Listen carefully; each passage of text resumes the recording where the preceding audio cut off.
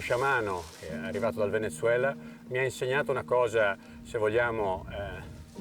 importante, soprattutto per me, che quando ci si avvicina a un albero del genere, a un essere che ha più di 100 anni e che ti guarda e sul quale devi operare, la prima cosa che devi fare è chiedergli permesso, chiedergli se effettivamente puoi avvicinarti a lui e se sei nella situazione anche d'animo corretta per ricevere quello che lui ti deve dare.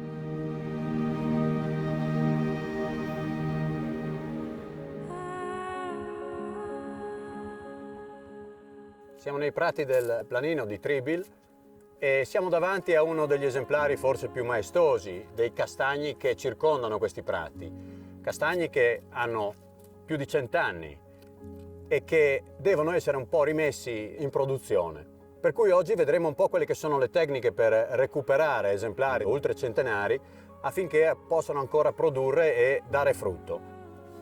Moltissimi di questi esemplari sono stati abbandonati per lunghissimi anni e quindi ricostruire un po' la chioma e cercare di fare in modo che la vitalità delle piante venga recuperata non è assolutamente una cosa semplice. Hanno avuto appunto problemi col cancro del castagno, coi cinipidi, per cui queste piante hanno sopportato un po' di tutto, danni da neve, fulmini, ed ora nella vecchiaia però, essendo delle piante assolutamente capaci di ricostruirsi, si può gestirle in maniera tale da farle recuperare una giovinezza e anche una capacità di produzione quasi impensabile.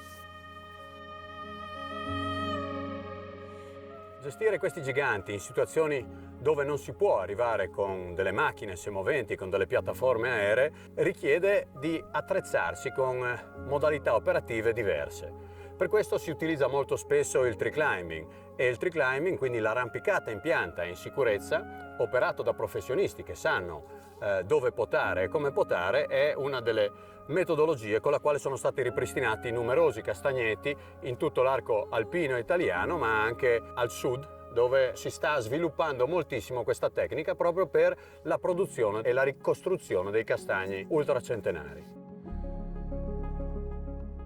Ecco, nonostante la vecchiaia, questi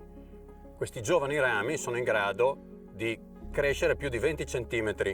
all'anno. Questo vuol dire che la vigoria, la capacità, la vitalità di questa pianta è comunque ancora enorme, nonostante in realtà la pianta sia una vecchietta. Ma l'albero è costruito proprio in questo modo, c'ha delle parti molto vecchie e c'ha delle parti molto giovani, al contrario di quello che succede poi negli organismi animali.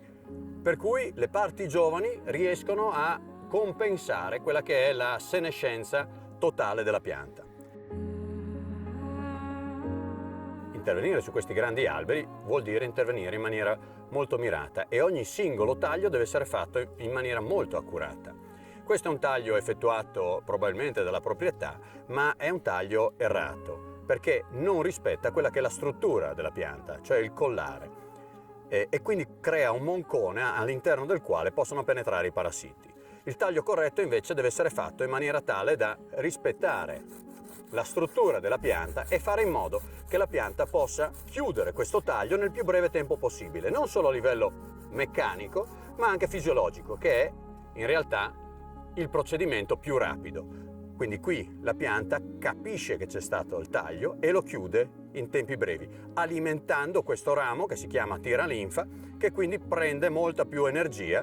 Sembra poco lasciare 1 centimetro di moncone, invece questo diventa particolarmente importante e soprattutto più vecchia è la pianta, più i tagli devono essere fatti in maniera oculata. Salire la pianta, mettersi nella posizione idonea per poter tagliare e tagliare bene è una delle particolarità appunto del tree climbing che ci permette di operare in maniera corretta su un esemplare anche monumentale posto in situazioni dove con altri metodi non ci si arriverebbe.